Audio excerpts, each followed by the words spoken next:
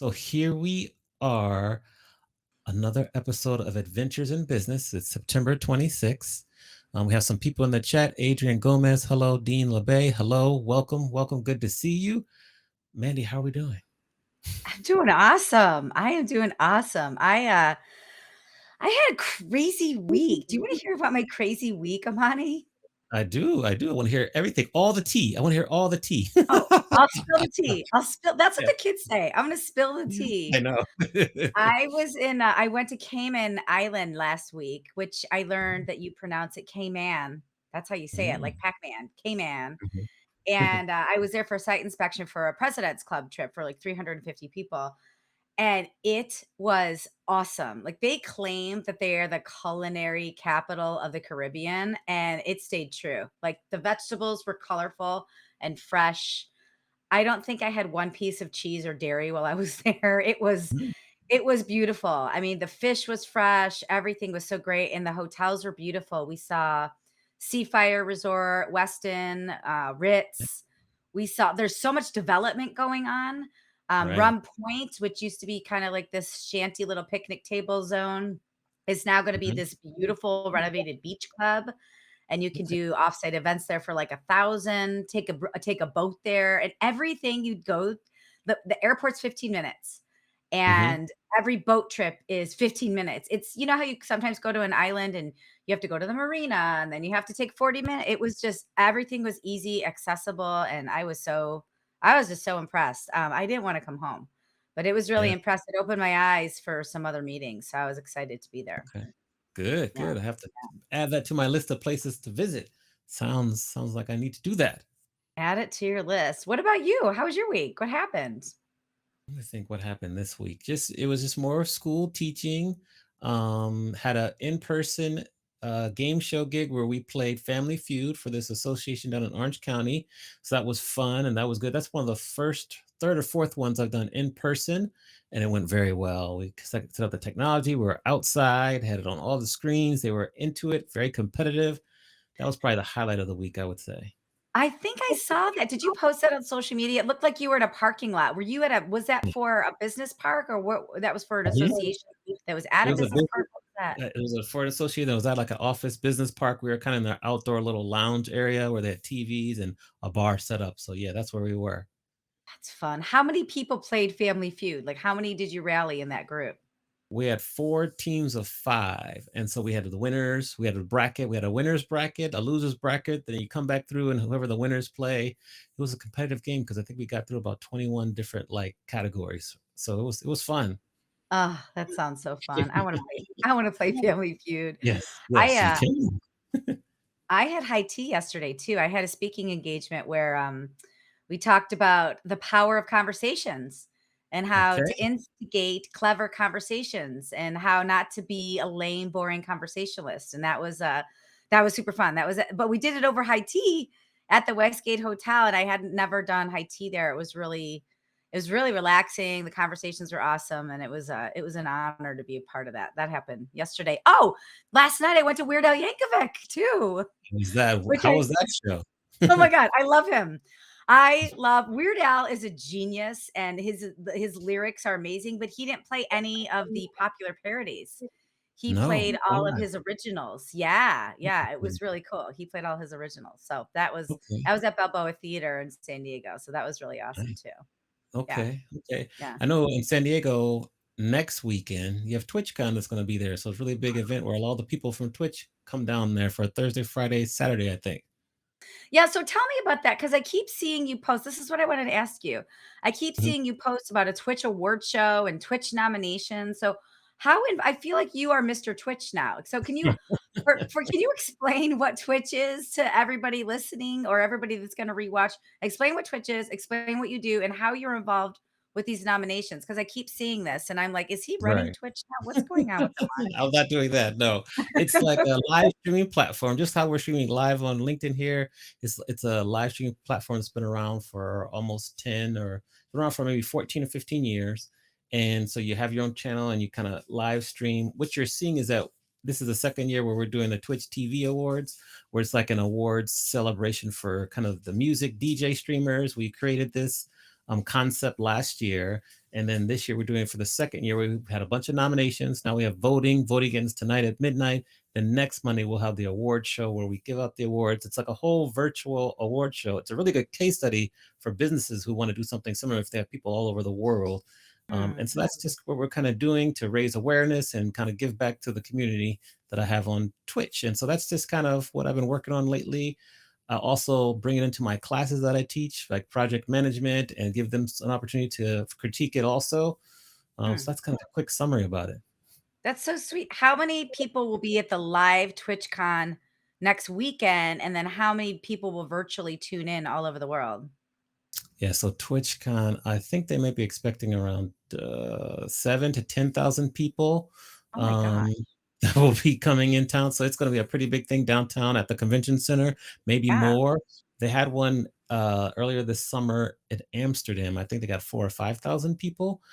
So they expect maybe double to triple what they had in Amsterdam. And we come there like Thursday night, Friday, and Saturday is pretty much the bulk of the. It's like a conference. You have booths, you have different seminars, parties, celebrations, things like that. cool. That's awesome.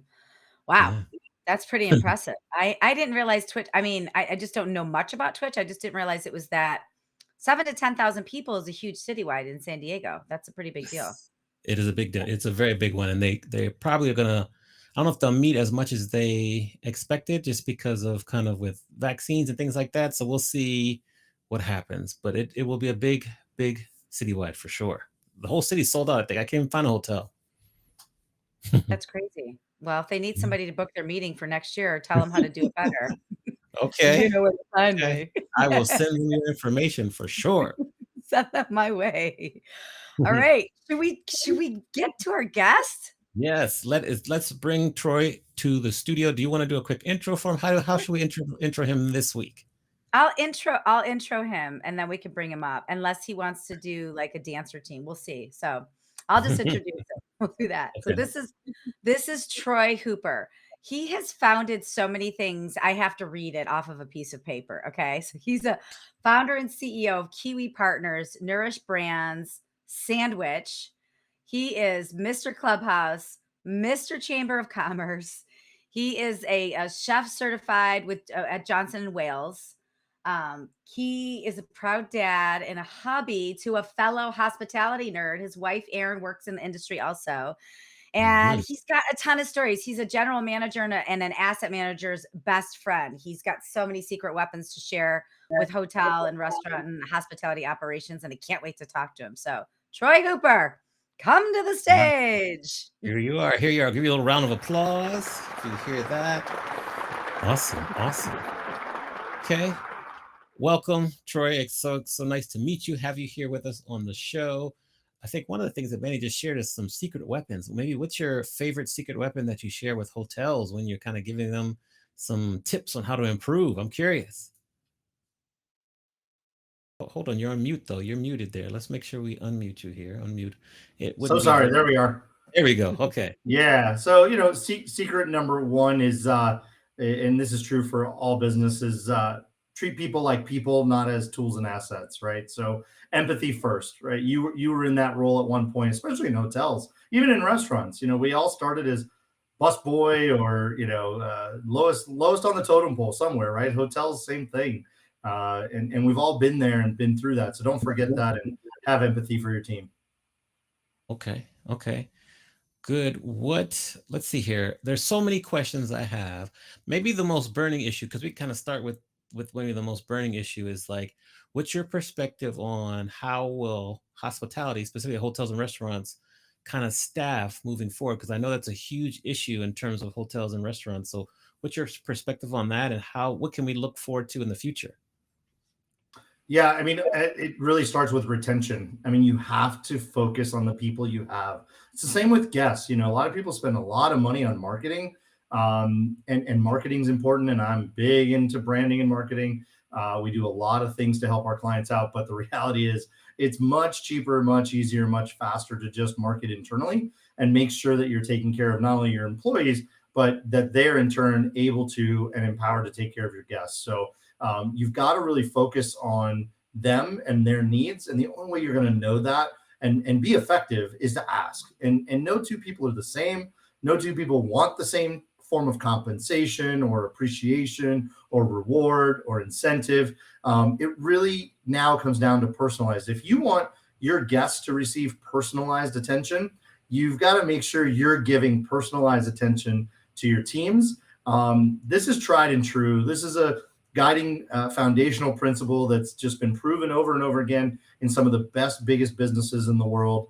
And we, the little guys out here, need to adopt and understand that works for everybody, because at the end of the day, we are humans leading humans who serve humans. And so we've really got to put the humanity back in hospitality.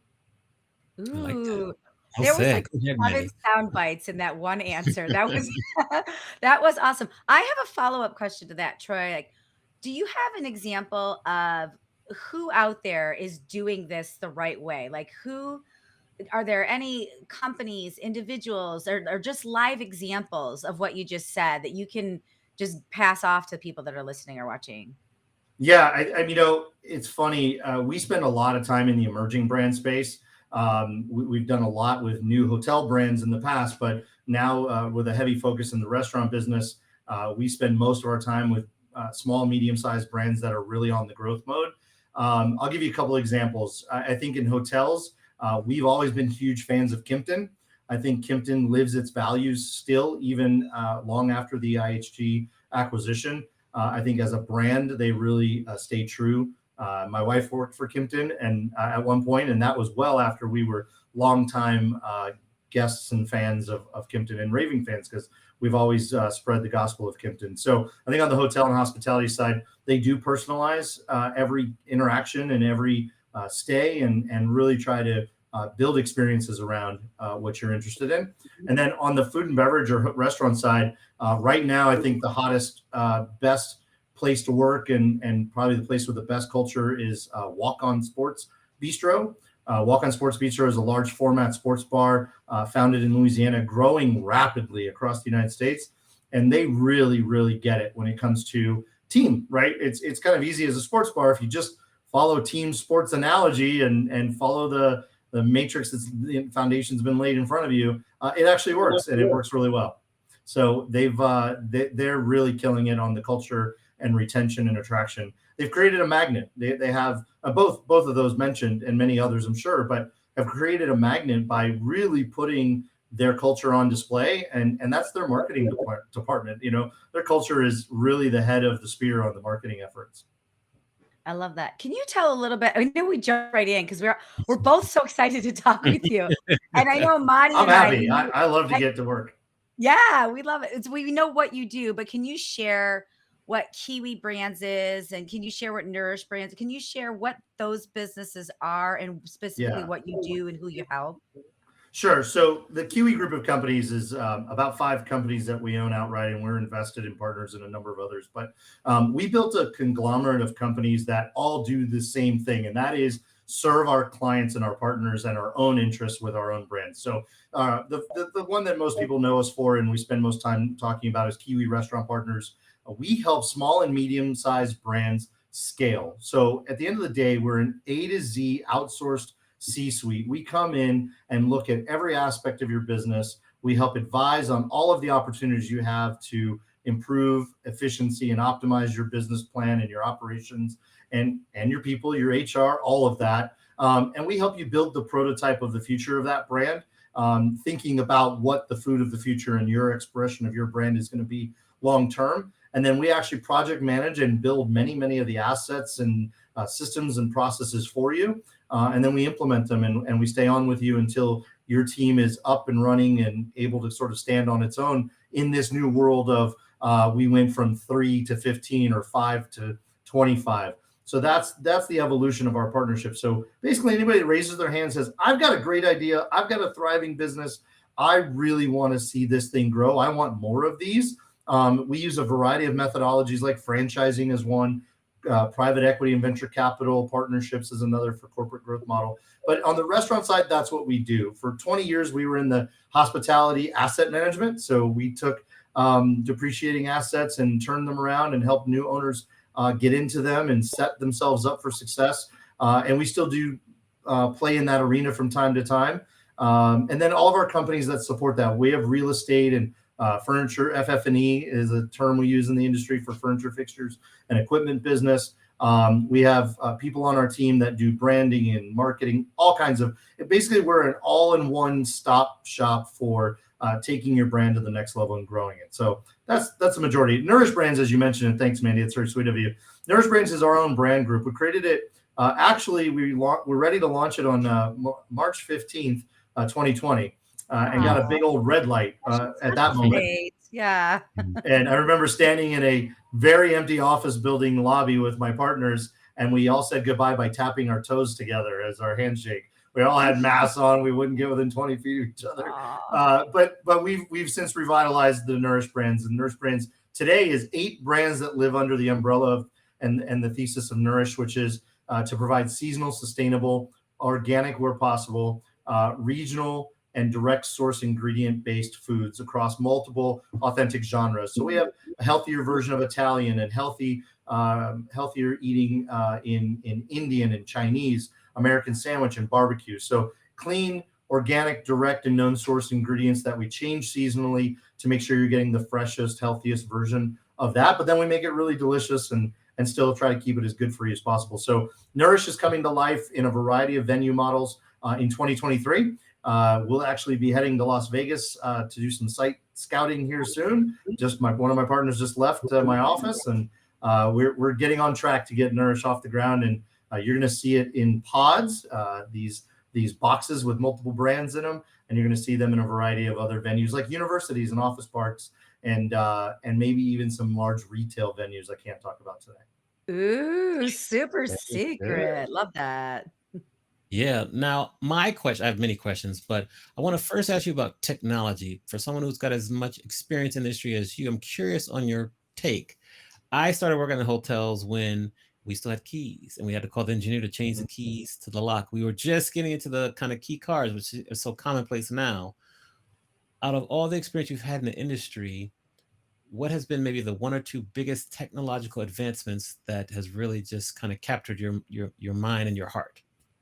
Yeah, I think, look, and especially in hotels, we've always had the ability to track and personalize the experience. And I think we've all done varying bad jobs of that, with the exception of some very high end luxury brands. I think Kimpton, obviously the JWs, the Four Seasons, these guys that we're used to talking about in that really personalized space. But that the technology's been there for a long time for us to really know our guest. I do like the connectivity part of technology, the ability to text the front desk or just send out a message and get an answer to something while I'm in my robe, in my room, scrambling for where is the iron, or I need a reservation for dinner in 30 minutes. Can you help me out while I'm showering and getting dressed and rushing? That sort of personalized concierge level service, even in the limited service space, I think is fascinating. I think there's still a lot to be done in that area for adoption, for guests to, we're used to downloading apps and scanning QR codes and stuff. I think it should be a little bit easier. I think the brands need to do more work getting that technology in the hands of their franchisee partners, their flag bearers at their individual brands. But so communication is really the big one that I've enjoyed, and I think has had the biggest impact internally. I think there's a lot of behind the scenes, back of the house technologies, some of these operating systems that have been stood up that allow a variety of these bolt-on products to come on. You can go out and get the solution you want. I'll tell you, from food and beverage in my days and running hallways for room service trays, the little tags, the digital tags that track the tray coming out the front door, and or a call you can push and we'll come get your tray. That's been great, because I'll tell you, even in some of the most luxurious hotels, you can walk out at 5:30 or 6 in the morning for the airport, and the hallway's littered with half-eaten food, some of that. So I like when technology solves problems and makes things more convenient for everybody, especially the employees and the owners and the operators. So it allows them to focus on the more important things, like the people. Interesting. Thank you for sharing. Very interesting. Over to you, Mandy. Well, I was gonna say that's one of my biggest pet peeves on site inspections is when there's just a hallway of room service trays. It's so gross. It's the grossest thing, and it says a lot about the hotel. So, it's funny you brought that up. But I wanted to build on your technology answer. So, And if you don't, I think you might know the answer to this, but I'm just curious about your opinion. How does the metaverse and AI and robots, how does that all fit into the future of hospitality in food and beverage or in hospitality, hotel operations, restaurant operations? Well, that's a whole show in and of itself with that one question. I've been doing Ba-da-da-da-da-da-da. Yeah. I've been doing entire podcasts and clubhouses on this. Yeah, I'll keep it succinct. It is the Okay. future. Period. End of story. It is the future. Now let's set metaverse aside real quick. Let's talk about applied sciences, applied technologies. That is, like you said, robots, AI bots, virtual assistants or virtual receptionists, right? Virtual service providers. They're enormous. They're already here. Guys, this is not the future. They're already here. 277,000 drive-throughs in North America have a virtual drive-through attendant, and you don't even know it. That's a lot. They've taken over 4 billion orders in the last couple of years, and that's one company doing that service alone, and there's multiple in the space. So you're pulling up to a drive-through, you think you're talking to the 16-year-old with the headset on, and that is no longer. There's even one now that there's professionals trained sitting at home at their dining room table on a laptop, and they're taking your order at Burger King, McDonald's, Chick-fil-A, et cetera. So I take that back. Not Chick-fil-A. Chick-fil-A is always in person, but they're very technologically advanced company, so it won't surprise me if they go that way. But it's here. It's already been put in place. The comments in the IG handle responding back to your review or questions or comments is probably not a human today.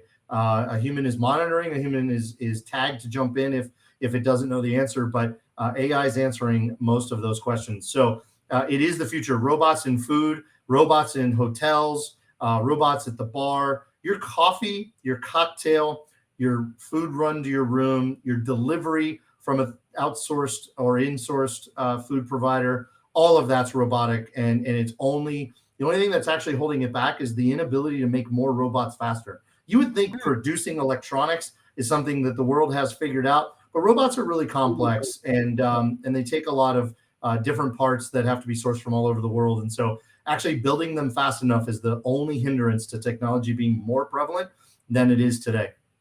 Now, metaverse. Metaverse is being built right in real time around us. And to Amani's explanation of Twitch, most of the people on Twitch are the ones building the metaverse for the rest of us, because quite frankly, Twitch is simply a conduit to an existing metaverse, right? What game or what event or what activity do you want to participate in remotely? And Twitch has basically facilitated a variety of metaverses. So the metaverse is going to be big. I mean, and if I can just tell anybody, a lot of us old people talk about Back to the Future 2 and Minority Report. And I go back older to Total Recall. You want to check out some old movies that think about the future? Check those out. But honestly, if you haven't watched Ready Player One, when Steven Spielberg got into a video game making movie, I didn't know what was going on. I had never heard of the metaverse until I watched that movie and heard people were raving about it. And then I found out about Twitch and what it really was. And now you have Roblox and Fortnite and all these other game specific ones. But it's getting well beyond gaming, just like TikTok has gone beyond dancing into education and business to business interaction and information sharing. The metaverse is going to be a digital replication of the world and allow us to be global without actually being physically global. So the pandemic has certainly put a lot of interest in that because of the restrictions of traveling and some of the geopolitical issues that are out there with traveling. So the metaverse is not only going to allow us to travel the globe we live on, but it's going to let us travel all the virtual worlds that can be created. And I think that's really going to unlock opportunities everywhere across all of hospitality. Because as our friend Sean Walshoff says, it's really about providing digital hospitality. We've got to convert our in-person hospitality into the digital form, because that is really where the customer is and is going to be ever increasingly as they age up from younger generations. I love Well, that. So if a company, oh, sorry, you go, Money. Well, I just want to say I highly recommend reading the book Ready Player One. Also, the movie was good. The book is even better. Go ahead, Mandy. Ooh, I didn't know there was a book. All right. Hot off the presses. Get the book, watch the movie, Ready Player One. Yeah. Well, and I Ready just Player 2 is coming out. So is it? Okay. yep, they're making number 2. So we've got a couple comments here. I just want to say, so Joe Caruso likes your jacket, Troy. And Thanks, Sean Joe. says that Troy is a gift to hospitality. And I agree. I agree with that. I I paid know we're him. talking about the future, which is rad, but I want to go into the way back machine for a second. And I want to go back to your corporate days, your corporate days of working at Procter and Gamble, and when Wow. you were, like way back when you Giving were out gonna the real see, secrets. yeah, like way back then. So I'm just curious, like, what did you do there? How was that experience for you? And then how did that inform what you do now? Like, are you using any of those practices back then as practices now? All of it. So I was recruited in business school to go work for Procter and Gamble. It was not on my radar. I was going to own and operate restaurants, hotels, resorts. I was going to open a dive centric resort in Belize. I had big picture plans, right? Mhm. But somebody wrote a number on a napkin to a very young 20 something year old in his senior program in business school. And this guy couldn't ignore that number. So I went to Procter and Gamble. It was a phenomenal experience, very formative, right? Procter and Gamble. Talk about a company that invested in its people. Now it's been many years, okay, 20 plus years. But that being said, they invested heavily in their people, our knowledge. They allowed us to, they empowered us with tools and resources and dollars, and they let us fail. They gave us expectations and guardrails, but they let us fail because in that came the innovation. Procter and Gamble is known really for one thing, and that's innovating. What they don't build, they buy, and what they buy, they make better. And they really, really build a foundation around each individual. And I was given so many tools and resources and so much knowledge and mentorship and education, straight up education, sent me to these incredible research facilities where these massive PhDs did all this down talking to us and sort of translating to us so we understood what was going on in the science of things. So a tremendously formative experience for me. I ended up, I was on the sales team and ended up taking over a very important market, did very well there. I think the less I knew, the better, because I just did life the way I thought life needed to be done. And we did what was then called influencer marketing. Um, Mm. Influencer marketing is really network marketing, or the pyramid stuff in a way. Like, I'm going to go to the top 5 guys in this field, and I'm going to spend a year and a half convincing them that this is the answer to their problem. This is something they need to promote, because the time I spend there will trickle down and affect thousands of people. Now I can pay for them to sponsor them at a conference, and they can talk about our products, our services, our solutions, and that is going to influence the rest of that niche field. And we were in medicine, nutritional products, and some laboratory products and equipment. So we convinced the top tier experts in the area of the field, and then we worked the line down from there, and we built up a pipeline from that. So really taught me a lot about sales. I had 386 people under me at one point when I was asked to go and head up the education department Mhm. for Procter and Gamble's sales team. So to actually do the sales through education and network marketing training. So you and I, Mandy, have a lot more in common than you even knew, even though I I've known you didn't for a while. know. We should take our Yeah. act on the road too. Yeah, yeah. Well, we should compare notes. I'm pretty sure things have changed since 1998, 99, 2000. But yeah, that was my history at Procter and Gamble. And like I say, I think it was a godsend that I was invited. I was handpicked by somebody who knew somebody who had been watching me do some entrepreneurial things, do some startup things while in business school, and it just all worked out. I actually left because corporate. I grew up in an entrepreneurial family. I grew up in a third, fourth generation entrepreneurship mindset. I learned a lot. I was paid well. I set myself up for being financially capable of going out on my own and trying things. And it was a worthwhile venture, but it came to an end. Strangely enough, one day it just hit me. I was like, Mm. uh, blue suits, white shirts, and Cincinnati, Ohio, for a guy who lived in Miami and got to travel the world on Procter and Gamble's credit card. I just didn't see the big gray tower in the sky as the future of my career. So I got out and got back on the hospitality train. I love Love that it. influencer marketing, that premise, because that is the premise, right? You pick the top 5 people to share your message, and then it does trickle down. Now, whether that's social media or TikTok, or whether that's just going to a doctor's office, that's a translatable thing that Yes. can that can happen through the years. So I love that pickup from that. That's really cool. Well, and if can I leave you a tidbit from that experience? I didn't. Let me give you a Sure. thing that I got from that.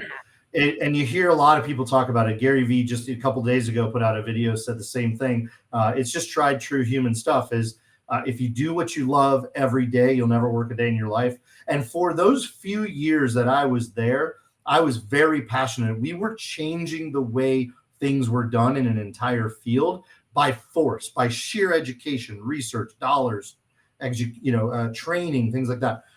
Proof. We did things and we showed proof.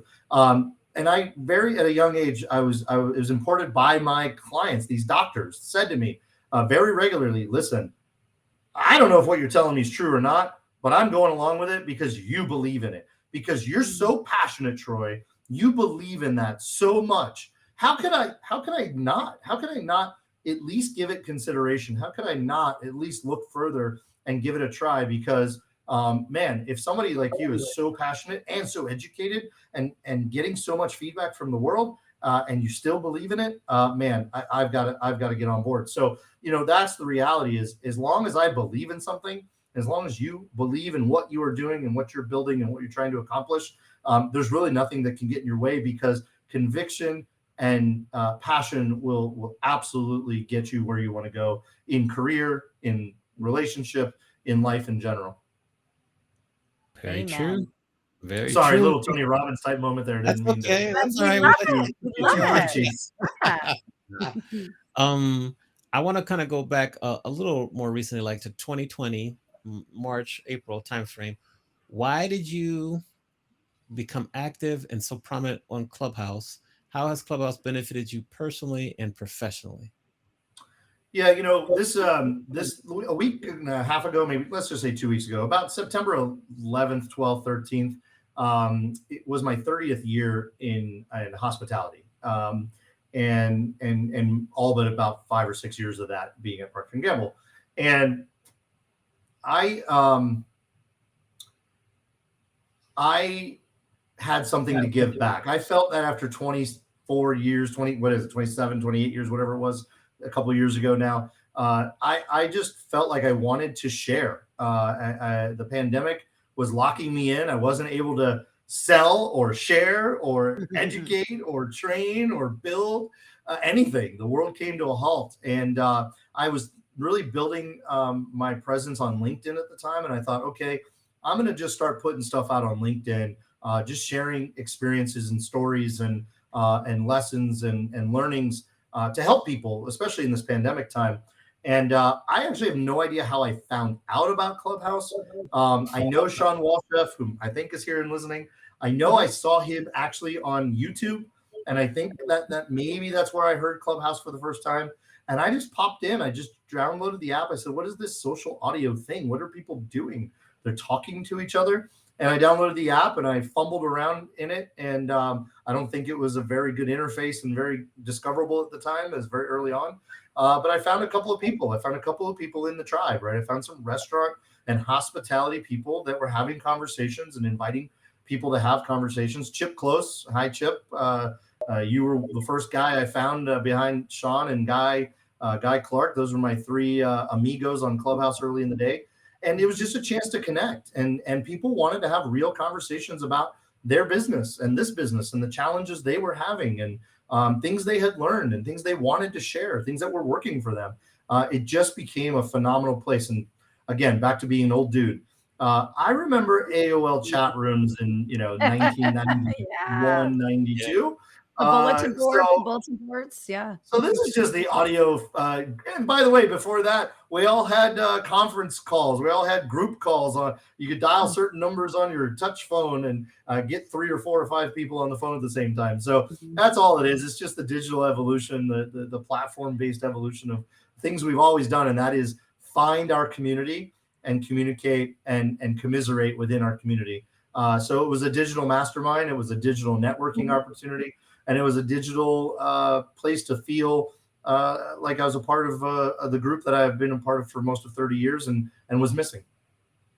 And Clubhouse is actually where Troy and I met. Now, once we met on Clubhouse, we realized we have like live friends in common too. But Mhm.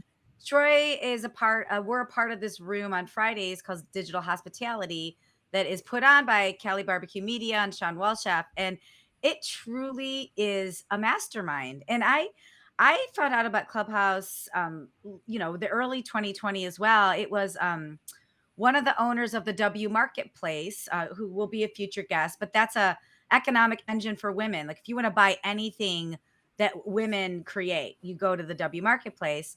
And she was saying that she was in these Clubhouse rooms. I'm like, what is Clubhouse? And so I got on, and it was a playground. I think you said it was a digital playground. It was all these people talking about all these different topics that mattered. And at that time, I was really involved with the final process of my book. And so I would type in the search bar book marketing. And then I would listen into like every single room about book marketing. And then I was in the middle of lifting and shifting all these hotel contracts. So then I would go in the search bar and type in hotel revenue directors. And then I was listening on what the hotel revenue directors are saying because it helped me inform how I was going to negotiate contracts. So it true. And then I found this digital hospitality room Fridays at 10 a.m. And that to me has been the most powerful room because it's truly a space where everybody gives. Everybody wants you to learn the lessons that they learned from the week before or that they're heading into. And I do agree with you, Troy. It's a powerful tool that not a lot of people use. I think it's a really powerful tool. Yeah, and by the way, we've made some fantastic friendships. And many of us have met in person at a variety of events or gone and seen each other in person. We've built real meaningful relationships, both professionally and otherwise. I have two business partners that I met on Clubhouse that we created reasons to work together, and it's been very fruitful. On the other side, most people don't know is I'm a pretty active member of the Pizza Club on Clubhouse, and it meets 4 nights a week, and that's a big commitment. I don't do it 4 nights a week always, but because of that, I flew to New York and had pizza with a big group of friends, did a big pizza tour.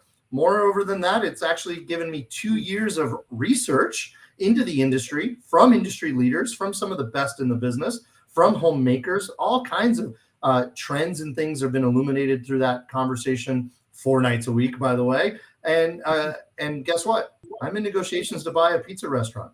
So, we're putting our money where our learnings are coming from. And by the way, a lot of it was on Clubhouse. Yeah, knowledge is power, man. So going back to, we're talking about giving back, like whether it's information you're giving back. I'm just curious, Trey, what is your philosophy on giving back? I know you're involved with the Chamber of Commerce. It looks like you're involved in some of the homeless programs. Like, what is your just human philosophy on giving back? How do you do it? How frequently? And what are you involved with? It's in my DNA. I've been on the board of a nonprofit since I was 23 years old. My father ingrained in me the importance of humanity. My father was a Special Forces Green Beret Air Rescue medic in Vietnam. He volunteered for both. He actually filed a federal lawsuit against the United States Army to let him back in when they medically discharged him after he rehabbed himself. We never drove by a car broken down on the side of the road that we didn't offer them water, a ride, or a phone. It's in my DNA. I have to connect with humans. I have to be a part of giving what I have to others. I don't know any other way to say it. So yes, I do stay involved in, your interests change over life. I was involved in animal abuse and animal rights law at one point. I've grown up around animals. My dad rescued exotic animals in Miami from all of the drug dealers and all that kind of stuff in the 70s and 80s. So I was big into animal rights and animal rescues for a long time. And that sort of has translated to the homeless issue, which is just absolutely always broken my heart. And I've always thought that one of the richest countries in the world, has a greater responsibility. My father, being a Vietnam veteran, had to sue for 17 years to get his proper compensation for what happened to him on duty. And so Veterans Affairs and giving back to that community, which often translates into homeless Mm. So I'm always involved. I've sat on the board of our Chamber of Commerce, the third largest city in LA County, for 6 years almost now. I was the chamber chair. I've been on the executive committee. I've run several other committees. I'm in charge of advocacy now, internal advocacy. Sorry, I'm still very active there. And on the homeless thing, I'm on the city task force so that our city can have its own plan and be thoughtful around how the city itself that I live in wants to meet the need that's there and help prevent homelessness in general through a variety of programs.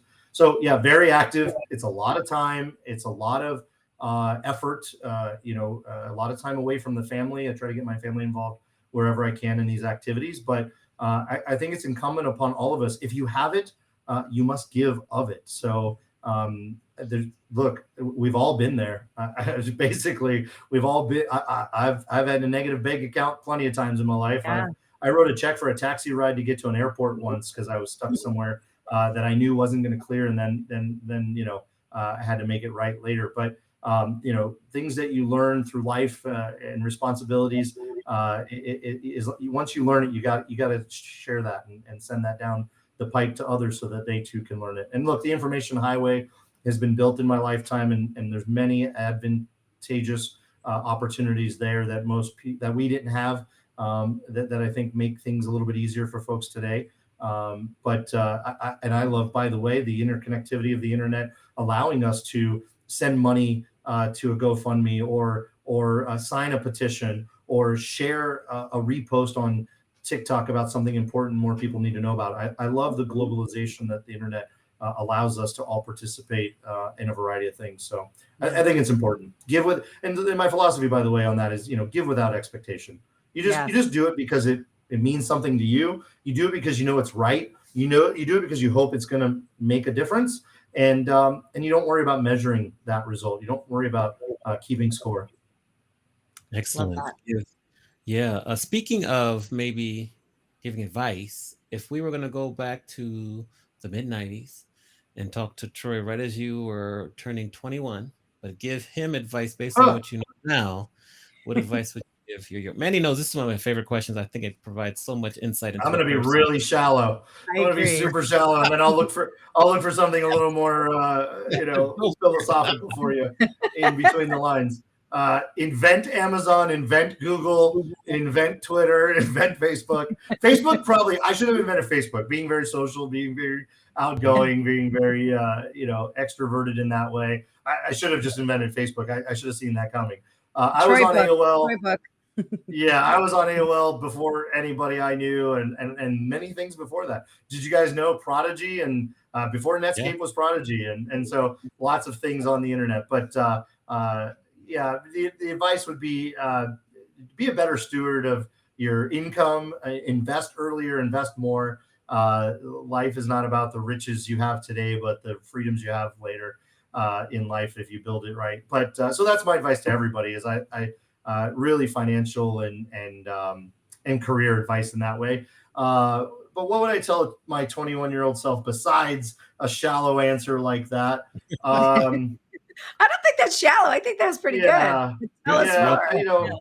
I was never afraid to take chances. I would encourage myself to not be fearful of those moments of uncertainty, that it actually is going to work out. And guess what?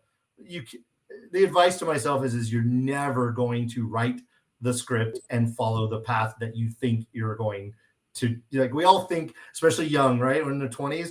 We've got it all figured out. We're in control. We have our hands on the wheel. We are driving this bus. It is our bus on our road going to our destination. And the reality is you're never going to get anywhere by yourself. It is all about who you know and who helps you along the way. And you just have to ask for it. If you just ask people to give of themselves, you'll get somewhere a lot faster. But the destination is not the one you think you're headed towards. That's a really important lesson that I would definitely tell myself, because I thought I had it all figured out and I was in control of all destinations on the train stop line, and that's just not true. Got it. Okay. Great answer. Appreciate you sharing that. So, Manny, I think we have like a couple minutes more before we get to our final questions that Troy will ask us. So, what sort of kind of final questions do you have for him as we Get to Well, the home stretch. I have one, but I know you're gonna probably want to ask your favorite other question about books. So do you want to ask your favorite other I know Oh, you yes, I have yes. one, but I can wait till the end, but I don't want to The cheat you guys stack is into right asking there book for you. Pull The the answer stack out the for answer us. to Amani's question is right here. Yes. Pull the Yes. And there's stack out actually for us. there's two stacks. There's the Okay. read and reread stack, and there's the I still need to finish reading stack. What are Oh, like that's the cool. 3 or 4 books that you think people should like really stop what they're doing right now and start to read them immediately? Well, I am going to show my age, but it never changes. And I think how we opened this conversation was heavily informed by this book.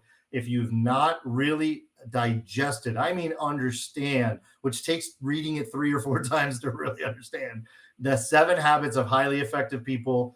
I stumbled into the Covey system by accident. I bought a day planner for the kids in the room. That was a book where you wrote down your appointments in and your phone numbers. And kept notes in, and so that happened to be a Stephen Covey product that I bought, and I was like, "What are all these sayings? What are all these lessons? What is this on the side of this day planner book?" And by the way, it was like huge; it was enormous, beautiful leather thing though. I was gonna say I love I had It the one was with the suede. It was leather. green and Yeah. brown suede. It was crazy. Yes, yes, so Yeah. pretty. So that was a formative book. It really took a young man and gave him a system, and that's really informed the rest of my being. And I still rely on it every day. I'd probably say seek first to understand, then be understood to myself at least 2 or 3 times a day, and I try to say it to other people at least once a day. So 7 habits is super super important. Um, you know, on the new side of life, I'll call out two. The Leadership Blueprint by Tess Cox and her writing partner, Daniel Clare. This is one most people don't know and don't talk about. This is a workbook. It's a book and a workbook. So you actually translate your learnings into your own words while you're reading it. I think that's pretty unique and phenomenal. There's some seminars available to go along with that. I love that. And right now, I bought 36 of these. My wife was like, "Why are you spending $500 on the same book?" And I gave out 35 of 12 and a half by Gary Vaynerchuk. By the way, any of Gary's books I think are really really great reference materials. There's a lot of life lessons, there's a lot of business lessons in there. So those are the three I would start with. Look, I could be the normal guy and go Atomic Habits. There's all kinds of great stuff out there. But the ones that, I read 7 Habits once a year. I read several of the other Covey books. In addition, the 8th Habit and the 4 Disciplines, at least once a year, just to remind myself what the system is and what the system is that I'm trying to live. And then on the go forward basis, all right, Joe Caruso's in the room. Joe sent me this book. Thank you, Joe. John Cotter's Buy-In. Mandy, this is basically the art of convincing people to do what you want them to do. So that's new on my list. Yeah, that's the book story Good. list right Yeah, that's a I, good one right there. Thank you it for sharing. I now. Yeah, like that you have the reread pile and yeah, the go forward pile because we all have books that we love, but rereading is powerful, especially you're at a different time in your life or a different mind space or mindset.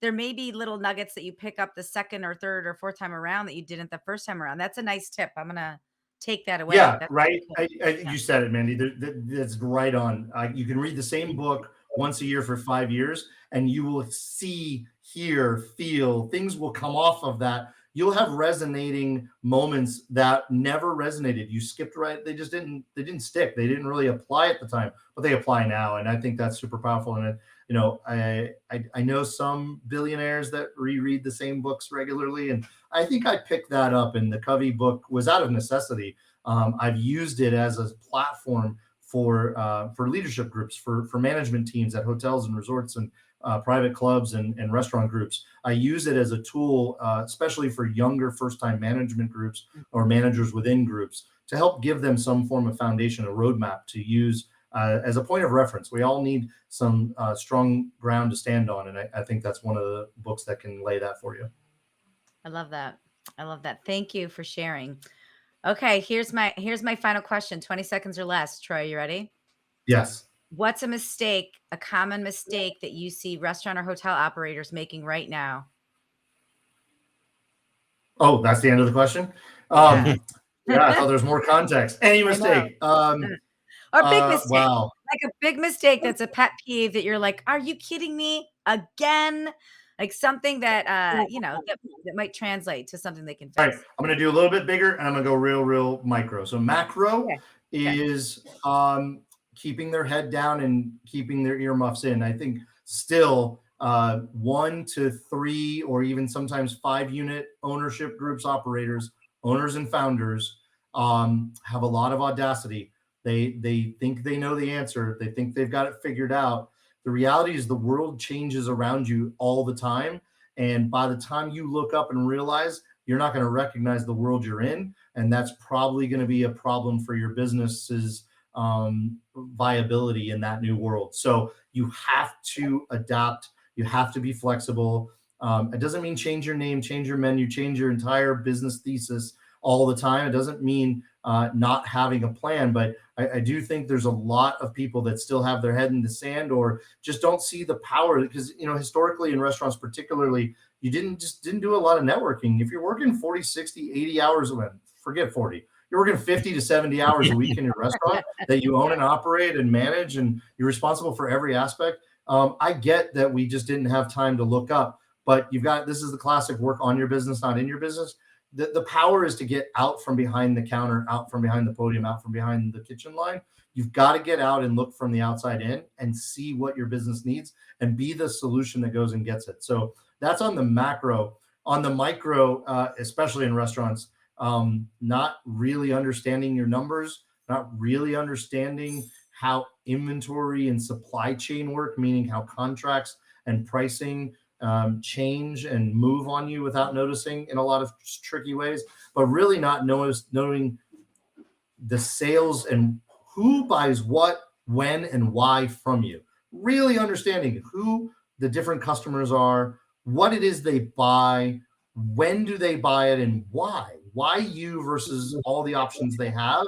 You really got to understand that. And yes, financial reports and point of sale, menu mix, product mix reports, but taking that to another level, a much deeper, more analytical level. It's something we do very early on, even pre-engagement with our client base. It's something we want to know going in. And so it's very, very telling. There's a lot of information that I don't think many operators understand how, why, and what it will illuminate. And somebody's got to show that to you. You're not just going to read a report and read numbers on a page and understand what it's telling you. But a lot of technology exists to help with that. There's a lot of solutions providers that really take that information, digest it, and put it in a more consumable way for you as the business owner to make decisions on.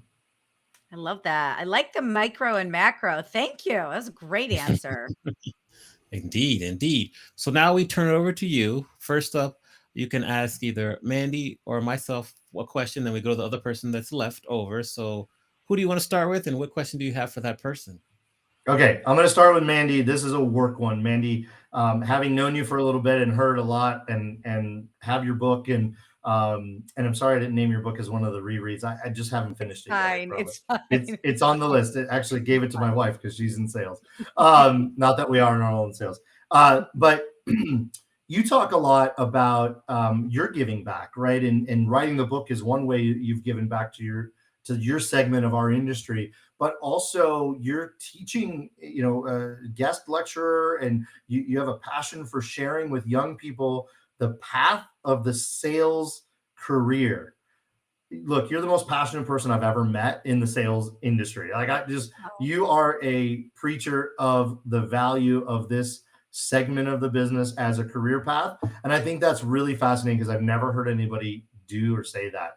So I want to know a little bit more about that from you, Mandy. If you could tell me what it is about sharing that passion, encouraging youth to consider this career path specifically, and what life lessons and what benefit you see encouraging young people to take that path. I'm really curious to go a little deeper on the why and the how that makes sense, and how you see that impacting.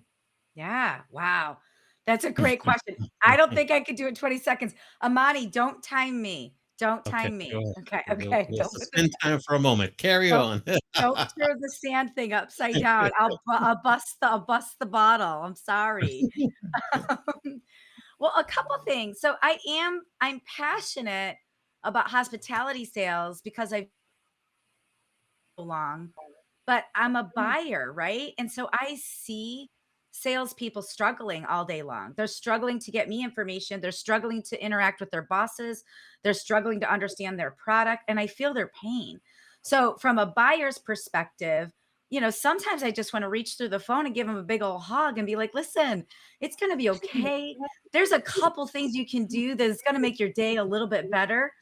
So from the buyer's perspective, I want to make my life a little bit easier and teach people how to do their jobs a little bit better because that will kind of speed up my sales process. So that's a little selfish on my end. But from an empathetic standpoint, I know it's really hard to be in hotel sales right now. And I want to give them whatever tools and resources they need just to minimize that pain because it feels a little painful to work at a hotel right now. So that's one perspective as a buyer. But this whole thing about me really truly believing that kids should be taught sales, like we shouldn't start sales. It's to me, I think we all learn sales at some point, but we don't become masters of that craft until we're in our 40s or 50s, which I think is just a load of baloney. I think if we teach kids sales early, right, early on, then by the time they get into their 30s, they're the masters. By the time they get to their 40s, then they can start teaching people. I just feel like we're stunted. And I have a little example on that as I was at a trade show 11 years ago or so. It was at an international trade show. There was an Asian business person I was working with. He was younger and he walked me through the sales process. It's about selling his hotel. And it was magical. I mean, I wanted to link arms with this kid and follow him wherever he went. Because from a technical standpoint, he did everything that you're supposed to do without making me feel icky about it. And I remember thinking, this kid is doing it right. And I know that there's a lot of places where we live that we're not doing it right. So, what are they doing there in this country at that hotel group that we're not doing?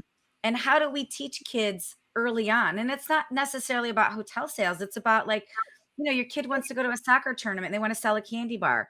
Don't sell me the candy bar.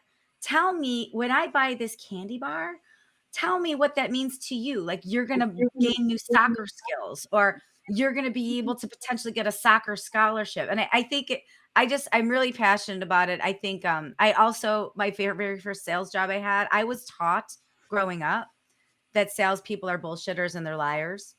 And so my very first sales job that I got, I lied about it. I'm like, oh, I'm an account coordinator or whatever it was, but I was a salesperson. And I want to get rid of that stigma. I don't salespeople are educators. So I don't think it's cool to teach kids that salespeople are BSers. I think we gotta call it what it is and show the value of it and then share that over time. So that was a three-part answer to a one-part question. I But love it. those No, are there's some of the reasons I feel the way I do. And I really do like teaching and training sales. I believe in the value of it. I think it translates in all different parts in your life, not just business. Well it said. does. I agree. Yeah. All Thank you for right. that question, All Troy. right. So Sorry I Amani's did it under next. 20 seconds more, Yes, I Amani. am next. It's okay. You did perfectly It's fine. okay. No worries. Thank you. So Amani, you kind of live a digital life, right? You do things on Twitch as your career, and very fascinating to me to see people that can translate and create and be innovative in that way. I'm curious if there's one or two lessons, surprises, something that when you Mm. embarked on that journey and you said, "Man, I want to do this. This sounds cool. This sounds interesting." Or I think I can make an impact. I can reach people I wouldn't reach. Like, what are a couple of lessons that maybe were surprising? You didn't expect. Look, I'll give you an example. I didn't expect to make great friends on Clubhouse Mhm. and business partners. And I was just there to learn and listen and get perspective. And if I had something to share that I thought would help others, great. This is a conversation. Man, I did not expect that to leap out of the phone and come into the real world. So I'm just curious about your perspective on that. I think we'll kind of keep with the topic of like Twitch and like streaming, some things that surprise me are lessons is that it really is like a global world. Like I would never have expected to have people in my stream from, Amsterdam. Someone was in my stream last night from Nairobi, Kenya, from Greece. Like I think I underestimated the global reach that the internet offers us. And that was a big underestimation from myself. And that was crazy because you could see it pretty early on, especially people in the UK and other areas of the country were tuning in. So that was one thing.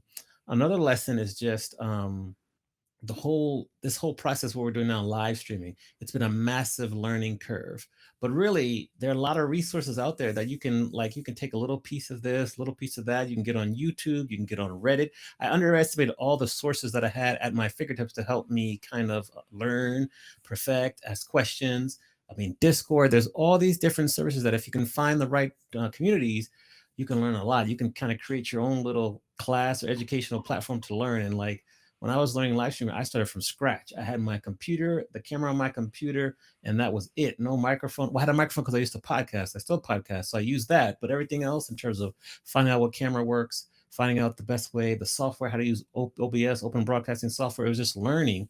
And then for me, I love to kind of give back to help people learn with me so that we can all kind of, what's it, like a rising tide raises all boats, so to speak. And so I want to kind of give back. So that's how we created programming on my Twitch channel, where Mondays I would just teach people what I was learning. We'd answer questions. It was massive.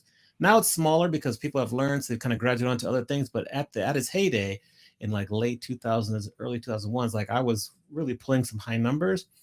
And that was just because I was giving back, getting people to share their stories. We were talking about technology, like use what you have before you buy something. You'd be surprised what you can do. So I think those are like the biggest lessons, just the international reach that the internet affords us. And then just learning a new skill, like a new trade. If you use your resources, you can learn at a pretty rapid pace, because what we're doing now, I would have never imagined we could do 2 years ago, because what we're using a very complex broadcasting system that networks use. We have all these different scenes, we have all these different overlays and splashes and things, and it's crazy how fast I've learned how to do this and how proficient I've become. That's probably a little long answer to your question, but that's kind of the lessons and kind of the digital learning that I have been through the last few years. No, that's fantastic. I mean, you're right. The reality is, we, the three of us, not knowing everybody's age, are of a certain age that at least it was not native to pick up the phone and get an answer, right? And so for us, it's still learning that these tools even exist. And when we do, we're fascinated, right? At how fast the answer's there, and I love Gary Vee's answer is a GOOGLE, just look it up. The answer's you'll be fine. Put the time in, right? And we just didn't have that. So it is fascinating to see younger folks like, the answer is in the palm of my hand all the time. I just have to watch 20 videos and I can figure that out. So I'm encouraged by what the future looks like. Yeah. Well, I think this is our time to first say thank you very much for being an amazing guest and agreeing to come and sharing your wisdom and expertise with us. Just great stories, great lessons. So just thank you very much on behalf of me. I know Mandy will have her own thanks too, but yeah, just great meeting you. Stay in touch with us. Mandy, what else do you want to say? And Thank you. You always mic drop the nuggets, Troy. And thank you for what you do for our industry. And thank you for helping hotels, restaurants, venues be better. And thanks for sharing your time today. It's been awesome. Well, thank you guys for having me. I just, obviously getting to know both of you and just enjoyed the opportunity to share thoughts and hopefully inspire somebody someday. This video will potentially live on forever. And so who knows when somebody will watch this and think back to, wow, they had it pretty hard back then. Now maybe we have to go back and look at some lessons and learn from history. So hopefully we've taught a history lesson here that will linger on for some time. I think we have. Yes. So thank you. Give you a round of applause. Appreciate it. And we'll be in touch. Bye, everybody. Bye.